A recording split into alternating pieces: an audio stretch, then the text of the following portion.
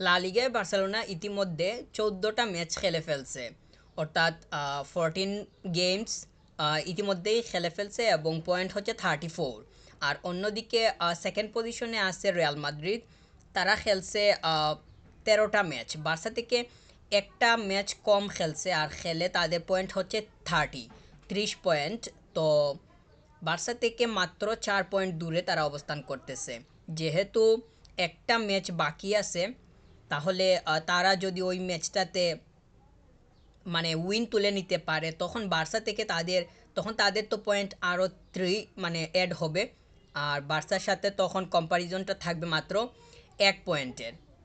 তো বিগত দুইটা ম্যাচে বার্সা তো গত ম্যাচটা থেকে 3 পয়েন্ট তুলে নিছে, কিন্তু এর আগের যে দুইটা ম্যাচ ছিল ওই দুইটার একটা ছিল সেল্টা ভিগোর এগেনস্টে। তো ওই দুইটাতেই বার্সা পয়েন্ট নষ্ট করছে, একটা পয়েন্ট পাইছে মাত্র। একটা ম্যাচ হারছিল আর সেল্টা ভিগোর এগেনস্টে ড্র করছে। তো ওই দুইটা ম্যাচের কারণে মানে বার্সার সাথে সেকেন্ড পজিশনে যে আছে তার পয়েন্টের আহ, পার্থক্যটা আস্তে আস্তে ছোটো হয়ে আসতেছে। বার্সেলোনা নিজেই নিজের পথের কাটা হয়ে দাঁড়াইতেছে আর কি। দুইটা ম্যাচ গেল, এই গত ম্যাচের আগের দুইটা লিগের এই দুইটা থেকেই 6টা পয়েন্ট পাওয়া যাইতো, কিন্তু পাইছে মাত্র 1 পয়েন্ট। তো যদি ওইখানে একটা ম্যাচ উইন হওয়া যাইতো তখন তো 3টা পয়েন্ট পাওয়ার থাকতো। তাহলে তো আরও এখানে 2 পয়েন্ট যোগ হলে 36 হলে তখন রিয়ালের সাথে সেকেন্ড পজিশনের সাথে কম্প্যারিজনটা আরও একটু মানে ওয়াইড থাকতো। তাহলে বার্সা তো পয়েন্ট নষ্ট করতেছে এই সময়গুলাতে।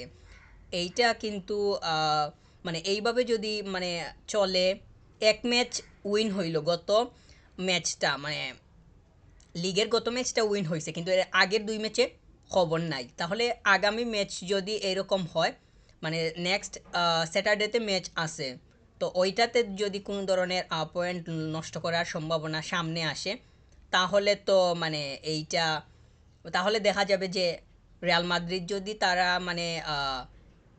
তাদের নেক্সট দুইটা ম্যাচ উইন হয়ে যায়, তাহলে বার্সাকেও টপকে যাওয়ার সম্ভাবনা তৈরি হইতে পারে, যদি বার্সা এর ইকুয়েশনটা ওই রকম যেভাবে বললাম সেইভাবে হয়।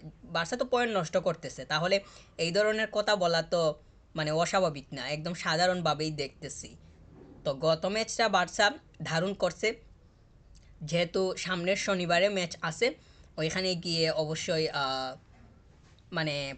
মানে পয়েন্টের ব্যবধানটা যদি একটু বাড়াতে চায়, তাহলে তো অবশ্যই একদম পাক্কা 3টা পয়েন্ট বের করে নেওয়াটা দরকার হবে। আর যেহেতু ওই ম্যাচটা হচ্ছে হোম ম্যাচ, নেক্সট স্যাটারডেতে যে ম্যাচ খেলবে ওইটা বার্সার জন্য হোম ম্যাচ, অবশ্যই অ্যাডভান্টেজ পাবে। আর লামিনী আমাল সে ট্রেনিংয়ে ফিরছে, বিগত লাস্ট ট্রেনিংটাতে তাকে দেখা গেছে। এইটা অবশ্যই একটা ভালো খবর। পরবর্তী ম্যাচটাতে তাকে পাওয়ার সম্ভাবনাটা অনেক বেশি পরিমাণেই আছে। যদিও ফ্লিক তিনি বলছিলেন যে কোনো রিস্ক নিতে চান না, কিংবা তিনি লামিন ইয়ামাল যতদিন পর্যন্ত ঠিকঠাক মতো স্বাভাবিক অবস্থানে না আসতেছে তিনি ম্যাচে প্রেফার করবেন না, এবং ওই কথা অনুযায়ী গত ম্যাচটাতে সে সম্পূর্ণ স্কোয়াডের বাইরে ছিল। তো পরবর্তী ম্যাচটাতে সে আবার ইনক্লুড হবে। তো এইটা অবশ্য ওই সাইড থেকে ভালো, ওই প্লেয়ারের জন্য ভালো, ওই কন্ডিশনের জন্য ভালো। কিন্তু মাঠে আসার পরে ম্যাচে জয় তুলে নেওয়াটা বেশি দরকার হবে, কারণ পয়েন্টগুলা তো আস্তে আস্তে কমে কমে আসতেছে। বিগত গত ম্যাচের আগের দুইটা ম্যাচে 6টা পয়েন্ট পাওয়া যাইতো, কিংবা এখানে 6টা পয়েন্টের মানে সম্ভাবনা ছিল, পাওয়া গেছে মাত্র 1 পয়েন্ট। তাহলে তো টেবিলে তো ব্যবধানটা আস্তে আস্তে কমে আসতেছে, এইটা বার্সার জন্য কোনোভাবেই যে খুবই ভালো কিছু হইতেছে মনে করতেছি না। তবে যা গেছে সেখানে তো সেখানের দিকে বারবার তাকালে তো আর পয়েন্ট ওইখান থেকে আসবে না।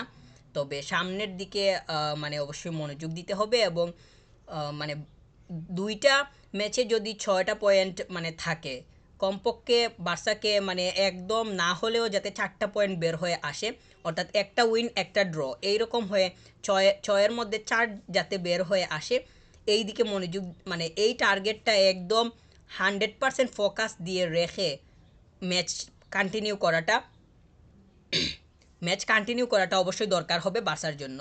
কারণ কারণ হচ্ছে পয়েন্ট যদি 6টার মধ্যে একটা আসে তাহলে কিন্তু পয়েন্ট টেবিলের প্রথম স্থানটা অবশ্যই বার্সাকে হারাতে হবে, যেইটা রিয়াল একদম কাছেই চলে আসছে, সেকেন্ড পজিশন।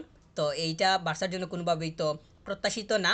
আবার এইটা যে হোক এইটা তো কেউই চাইবে না, মানে বার্সা কেউই এটা চাইবে না। তো বার্সা এখন 34 পয়েন্ট নিয়ে প্রথম স্থানে অবস্থান করতেছে।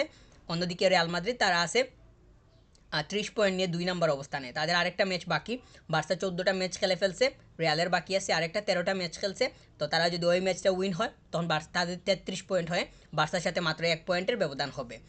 তো একদম 14টা ম্যাচ শেষে হিসাবটা ওই রকমই দাঁড়াইতেছে যে একদম বার্সার টেবিলের কাছে, একদম পয়েন্টের মাত্র একটা ব্যবধান রেখে একদম কাছেই চলে আসছে রিয়াল। এটা যদি তারা যদি উইন হয়, আর যদি তারা মানে হেরে বসে তাহলে সেটা বার্সার জন্য আরও বেশি ভালো হবে বলেই মনে করতেছি।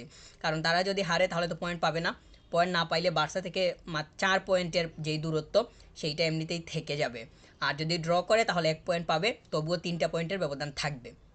রিয়াল যদি সামনের ম্যাচটা কোনোভাবেই উইন হয়ে যায় তাহলে কিন্তু এটা বার্সার জন্য কোনোভাবেই মানে যে খুবই সুন্দর কিছু হবে তা কোনোভাবেই বলার কোনো সুযোগ দেখতেছি না। আর যেহেতু পরবর্তী ম্যাচটা স্যাটারডেতে আর ওইখানে লামিনকে পাওয়া যাবে, তো বলা যায় যে ওই দিকটা বিবেচনা করে মানে সামনের দিকে অবশ্যই মানে মানে অ্যাটাকিং লাইনের কথা বলতেছি, ওইখানে গিয়ে তাকে পাওয়া গেলে পূর্বের যেই ফরমেশনটা অর্থাৎ সিজনের শুরু থেকে এখন পর্যন্ত মানে ওভারঅল যেই ফরমেশন অনুযায়ী বা যেই প্লেয়ারগুলো স্ট্যান্ড করতেছে তাদেরকে অবশ্যই মানে দেখা যাবে, যেটা খুবই ভালো বিষয়। গত ম্যাচটাতে বালদেকে পাওয়া গেছিলো, শেষের কিছু মিনিট এসে খেলছে, পরবর্তী ম্যাচটাতে স্টার্ট করার সম্ভাবনাটা মানে থাকবে বলেই মনে করতেছি। আর ইয়ামাল যেহেতু ট্রেনিং করতেছে সেহেতু বলা যায় যে স্টার্টিং থেকে দেখা যাওয়ার সম্ভাবনা তৈরি হইতে পারে। আর যদি হ্যান্সি ফ্লিক তিনি রিস্ক ফ্রি থাকতে চান তাহলে তো অবশ্যই মানে তাকে মানে শেষের 15 মিনিট অথবা 20 মিনিটে দেখা যাওয়ার সম্ভাবনা থাকতে পারে। আর যদি স্টার্টিং থেকে খেলে মানে ট্রেনিংয়ে যদি তাকে পজিটিভ মনে হয় কিংবা স্ট্রং মনে হয়, ফিট মনে হয়, তাহলে স্টার্টিংয়ে দিয়ে দেওয়াটা মানে অবাক করার মতো কিছু হবে না, বরং আরও ভালো হবে বলেই মনে করতেছি। ইয়ামাল থাকলে সেইটা মানে ডান ডান পজিশনের জন্য মোটামুটি নিরাপদ বলেই মানে বলেই এটা ধরা যায়। কারণ সে যখন ডান পজিশনে থাকে তখন ওই পজিশন থেকে ওই পজিশনের সাথে যতগুলা প্লেয়ারের সরাসরি সংযুক্ততা আছে তাদের সাথে তার যে কানেকশনটা সেটা খুব ভালোভাবেই ম্যাচের মধ্যে মানে ফুটে উঠে, যেইটা ম্যাচের কন্ট্রিবিউশনে পরবর্তী সাইডগুলোকে অনেক বেশি হেল্প করবে, মানে করে ওই জায়গা থেকে বলটা সাপ্লাইয়ের মাধ্যমে। তো কুন্দেকেও আমরা দেখছি যখন ইয়ামাল মাঠে থাকে তখন ইয়ামালের সাথে তার একটা ভালো আন্ডারস্ট্যান্ডিং মানে খুব ভালোভাবেই দেখা যায়, যে এখানে যেইটার মধ্য দিয়ে অপোনেন্টকে মানে বিট করা কিংবা অপোনেন্টকে অনেকটাই প্রেশারের মধ্যে রাখা সম্ভব হয়। তো ইয়ামালকে অবশ্যই দরকার, সে অবশ্যই এই মুহূর্তে আরও বেশি দরকার, কারণ পয়েন্টের ব্যবধানটা অবশ্যই অনেক বেশি বাড়তে হবে। মানে অন্ততপক্ষে সেকেন্ড পজিশনের সাথে 4 থেকে 5টা পয়েন্টের ব্যবধান মানে রেখে রেখেই বার্সাকে আগানো দরকার হবে। তাহলেই দেখা যাবে যে সিজনের শেষের দিকে গিয়ে কিংবা মাঝামাঝি সময়টা পাড়ি দেওয়ার পরে বার্সাকে এত বেশি পরিমাণ টেনশনে থাকা লাগতেছে না। তো এটা হয়তো যেভাবে বলতেছি ওইভাবে হয়তো সম্ভব না, কারণ কারণ মানে সেকেন্ড পজিশন থার্ড পজিশন এখানে রিয়াল মাদ্রিদ, অ্যাটলেটিকো মাদ্রিদ তারা তো আর মানে 4 পয়েন্ট 5 পয়েন্টের ব্যবধান রাখার জন্য মানে খেলতেছে না, বরং তারা কিভাবে ব্যবধানটা কমানো যায় সেই চিন্তার মধ্যেই আছে। রিয়াল তারা ইতিমধ্যে 13টা ম্যাচ খেলছে, আরেকটা ম্যাচ বাকি, 30 পয়েন্ট আছে। আরেকটা ম্যাচের যদি তারা মানে 14টা হইতে, তো আরেকটা ম্যাচে যদি তারা 3টা পয়েন্ট নিয়ে নেয় তাহলে তো বার্সার সাথে 1 পয়েন্টের মাত্র ব্যবধানে আসলো, তাহলে ওই দিকেই তো তাদের মনোযোগ থাকবে। বার্সা গত ম্যাচের আগে 2টা ম্যাচে অনেক বেশি ঝামেলা করছে, ওইখানে মানে 6টা পয়েন্টের ছিল, পয়েন্ট নষ্ট করে এখন এসে অনেক ধরনের মানে হিসাব কষতে হইতেছে। তো যেহেতু সামনের দিকে তাকানোটাই এখন দরকার, আর ইয়ামাল সে ট্রেনিং করতেছে, বার্সার জন্য অবশ্যই মানে ভালো খবর। তাহলে বলা যায় যে প্লেয়ার্স মানে এই প্লেয়ারকে মাঠে পাওয়া যাবে এবং অন্যদের সাথে নিয়ে পজিশনগুলো ঠিকঠাক রেখে স্যাটারডের ম্যাচটা পরিচালনা করা সম্ভব হবে, যেখান থেকে 3টা পয়েন্ট অবশ্যই প্রত্যাশিত। যদি আসে তাহলে 37 পয়েন্টস হয়ে যাবে বার্সার, অনেকটাই সামনের দিকে মানে আগানোর পথেই চলে যাবে। 40 পয়েন্ট পাড়ি দিলেই এইটা অনেকটাই বলা যায় যে মোটামুটি একটা দাপ পাড়ি দেওয়া হয়ে গেছে। একটা টিম সিজনে একটা লিগে 40টা পয়েন্ট নিয়ে নিছে, এর মানে আমার কাছে মনে হয় যে তার অর্ধেকই শেষ, বা সে অর্ধেক কমপ্লিট করে ফেলছে। এটাই পরবর্তীতে তো গিয়ে আরও অনেক পয়েন্টেরই দরকার হবে, তবে সেইগুলা আসলেই দেখা যাবে। এখনও 34 পয়েন্ট আছে, আরও আরও 2টা ম্যাচ জিততে হবে, তারপরেই গিয়ে 40 পাড়ি দিবে। যেহেতু গত ম্যাচটা থেকে বার্সা দারুণ একটা জয় নিছে, প্রত্যেকটা পজিশন ঠিকঠাক অবস্থানেই ছিল। ইয়ামাল না থাকা অবস্থায় ওইখানে ফেরমিনকে দেয়া হয়, কিন্তু ফেরমিনের কাছ থেকে যে ইয়ামালের জায়গাটা যেইভাবে মানে চলে বা সে থাকা অবস্থায় যেইভাবে কন্টিনিউ হয়, ও থাকার পরে যে ওর অভাব বোঝা যায় নাই তা কিন্তু না, বরং বোঝা গেছে। আর মানে ফেরমিন যে খুব সলিড ছিল ওই ম্যাচটাতে তাও না, সে তার যদি সে তার জায়গাটা আরও বেশি বাড়াতে চায়, মানে তার জায়গাতে থাকার সময়টা যদি আরও বেশি বাড়াতে চায়, তাহলে অবশ্যই তাকে অনেক বেশি মানে কাজ করতে হবে। ফেরমিন সময় পাইতেছে, খেলার সুযোগ পাইতেছে, গত ম্যাচটা তো খেললো, কিন্তু গত ম্যাচে যে সে খুবই ইফেক্টফুল কিছু করছে তাও না, সামনের দিকে অবশ্যই সে সময় পাবে। ওই ওই জায়গাগুলোতে গিয়ে তার খুব ভালোভাবে নিজেকে স্ট্যান্ড করা দরকার হবে যদি সে তার সময়টা আরও বেশি বাড়িয়ে নিতে চায়, যেইটা জেরার্ড মার্টিন বর্তমানে করতেছে। তাকে দেখা যাইতেছে বা গত ম্যাচটাতে দেখা গেছে যে সে তার জায়গাতে আস্তে আস্তে মানে ঠিক অবস্থানেই আসতেছে। যদিও এই মুহূর্তে মানে 2, 3, 4টা ম্যাচ দেখে তো কোনো প্লেয়ারকে ওইভাবে বলা সম্ভব না যে সে ঠিক নাকি বেঠিক। অন্তত পক্ষে তো 6-7টার উপরেও ম্যাচ দেখা দরকার হবে একটা প্লেয়ার্সকে নিয়ে ওইভাবে কথা বলতে হলে যে টিক বেটিকের হিসাবে। তো আমার কাছে মনে হয় যে ফেরমিন এখনও পর্যন্ত মানে খুবই পরিমাণ যে ডিপেন্ডেবল একটা নাম তা মনে করতেছি না, তবে সেটা অবশ্যই মানে তার সুযোগ আছে, সে সেটা করতে পারবে, কারণ তার মুভমেন্টগুলা এবং তার ক্রিয়েটিভিটিগুলা মাঠের মধ্যে খুবই ভালো মানেই দেখা যায়। আর সে স্টার্টিং 11-এ খেলতেছে, তার মানে তো এমনি এমনি সে জায়গা পাইতেছে না, নিশ্চয়ই তার এখানে মানে তার স্কিল কিংবা তার সম্ভাবনা ভালো করার সম্ভাবনা আছে বলেই কোচিং স্টাফরা সেটা প্রেফার করতেছেন। তবে একটা সত্য কথা হইল, সে গত ম্যাচটাতে থাকার পরেও মানে থাকার পরেও যে ইয়ামাল নাই সেই অভাবটা বোঝা গেছে। মানে সে থাকার পরেও যে ফাইনাল থার্ডটা খুব ভালোভাবেই রান করছিল, বা তার পজিশনটাতে যে সে খুব ভালোভাবেই দাঁড়াইতে পারছিল কিংবা কন্টিনিউ করতে পারছিল, সেইটা মনে হয় নাই।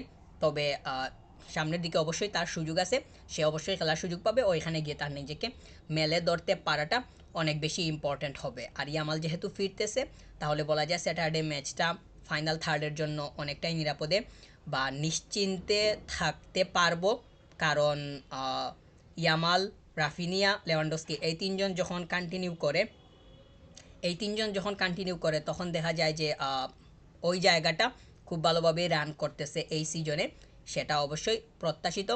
তো ম্যাচ শুরু ম্যাচ মানে ম্যাচের মধ্যে দেখা যাবে যে লামিন ফেরার পরে তার কোনো ধরনের মানে সমস্যা থেকে তো সে ফিরতেছে, তার কোনো সমস্যা এর দেখাটা মাঠের মধ্যে পাওয়া যায় কিনা। যদি না পাওয়া যায় তাহলে তো সেটা তার জন্য ভালো, বার্সার জন্য অনেক বেশি ভালো, সবচেয়ে বড় কথা টিমের জন্য আরও বেশি ভালো। সে যখন টিমের সাথে থাকে কিংবা মাঠে থাকে তখন দেখা যায় যে মিডের সাথে তার মানে যোগসূত্রটা, আবার রাইট ব্যাকের সাথেও তার যোগসূত্রটা খুবই ভালো।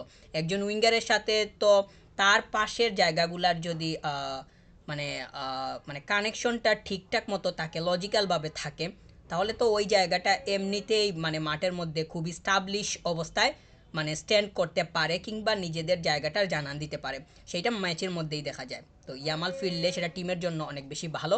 তো শেষ পর্যন্ত অপেক্ষা করতে হবে, দেখা যাক ইয়ামাল ফিরে আসার পরে তার কোনো ধরনের ম্যাচের মধ্যে সমস্যা দেখা যায় কিনা। আশা করতেছি কোনো ধরনের সমস্যা দেখা যাবে না।